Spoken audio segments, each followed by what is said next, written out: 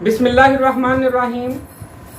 हकीकी नुक्ता के नाजरीन, अस्सलाम वालेकुम वरहमतुल्लाहि वबरकातुहू। उम्मीद है आप सब खैरियत से होंगे और इस चैनल को बड़े ज़ौक़ और शौक़ के साथ मुलाहिज़ा कर रहे होंगे। मैंने एक वीडियो जो है वो ज़र्फ़ पर की है, तो लेकिन उसमें मुझे तिश्नगी महसूस हुई, तो मैंने कहा कि चलो इस पर करते हैं कि ज़र्फ़ पैदा कैसे किया जा सकता है। तो आज का नुक्ता है कि ज़र्फ़ पैदा कैसे किया जा सकता है। ज़र्फ़ के बहुत सारे मायने हैं, लेकिन जिन मायनों में मैं इस्तेमाल कर रहा हूँ उसका मतलब है तहम्मुल और बर्दाश्त। और आज हम जब माशरे के अंदर एक निगाह दौड़ाते हैं तो सबसे ज़्यादा जो फुकदान पाया जाता है ना, वो ज़र्फ़ का ही पाया जाता है। आज हमारे अंदर ज़र्फ़ बिल्कुल ना होने के बराबर है। तहम्मुल बर्दाश्त तो बिल्कुल सिरे से हमारे अंदर है ही नहीं। ख़ुसूसन हम साथ पराए जो है ना, उनके पीछे लग के अपने प्यारों को खो देते हैं। और प्यारों को खोने की जो बड़ी रीज़न होती है ना, वो मादी अशिया ही होती हैं। वो बाप की छोड़ी हुई जायदाद हो सकती है, वो गाड़ी हो सकती है, वो बंगला हो सकता है, वो घर हो सकता है, वो कोई चीज़ हो सकती है जिसके पीछे हम अपने अनमोल रिश्तों को छोड़ देते हैं। कुछ रिश्ते अल्लाह ने ऐसे बनाए हैं कि जिनका कोई जोड़ बनाया ही नहीं, नेमुल बदल ही नहीं बनाया। एक माँ, एक बाप, एक बहन और एक भाई। दुनिया चाहे सारी की सारी भाई बन जाए, लेकिन कोई सका भाई नहीं बन सकता। अल्लाह ने बनाया ही नहीं है, ऐसा रिश्ता पैदा ही नहीं किया। ये अनमोल रिश्ते हैं।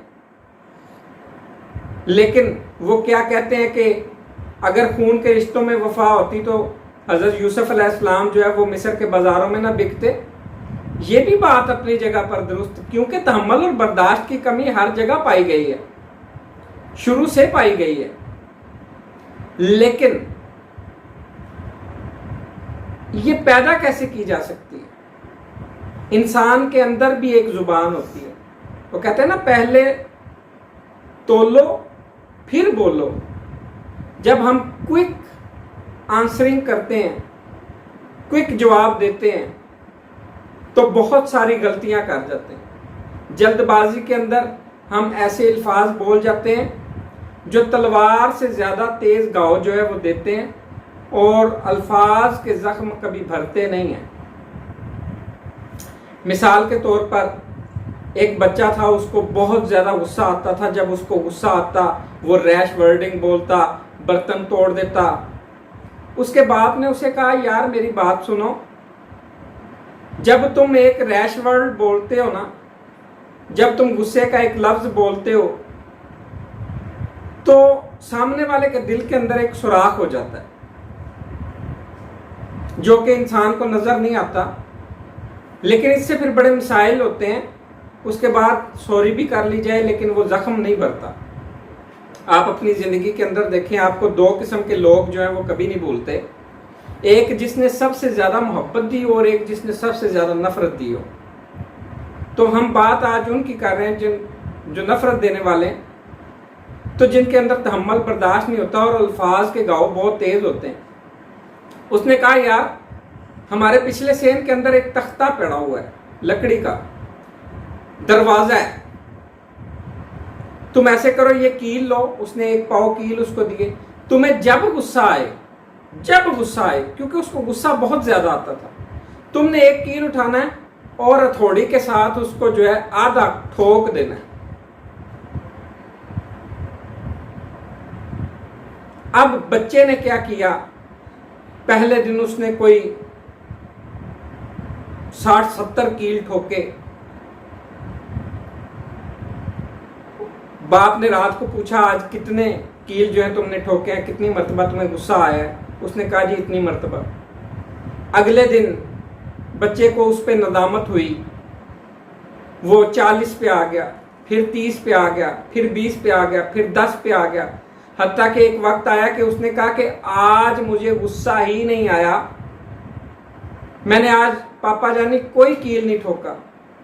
उन्होंने कहा अच्छा अगर तुम्हें ऐसे ही रोजाना अगर गुस्सा ना आए तो तुमने एक कील जो ठोक रखे है ना, तुमने जितने कील भी, उनमें से एक कील उखाड़ देना।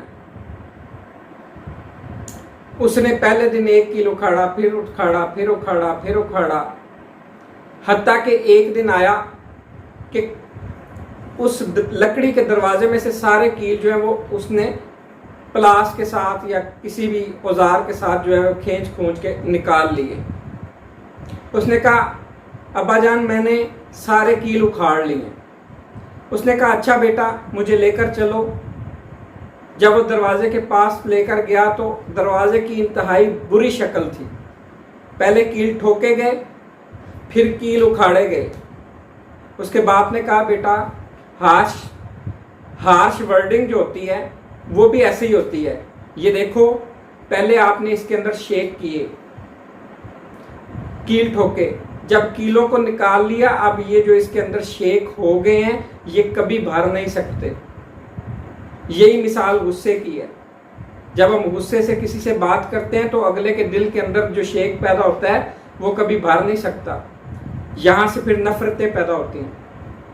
तो बराए करम अपने अंदर तहम्मुल और बर्दाश्त को पैदा करने की कोशिश करें। उसकी बेहतरीन जो प्रैक्टिस है वो ऐसे है कि आप बोलने से पहले सोचें और फिर बोलने से पहले देखें कि मैं किससे मुखातिब हूँ। वो मेरे रिश्ते के अंदर बाप है, माँ है, बहन है, भाई है, बीवी है, बेटी है, बच्ची है, कौन है, उसके मुताबिक वर्डिंग को इस्तेमाल करें। आहिस्ता आहिस्ता आपकी ये प्रैक्टिस हो जाएगी। आपके अंदर ज़र्फ आ जाएगा, तहम्मुल आ जाएगा, बर्दाश्त आ जाएगा, बर्दाश्त का मादा आ जाएगा। उम्मीद है आपको ये नुक्ता बहुत अच्छा लगा होगा। इसके साथ मैं आपसे इजाज़त चाहूँगा। अस्सलामु अलैकुम वरहमतुल्लाहि वबरकातुहू।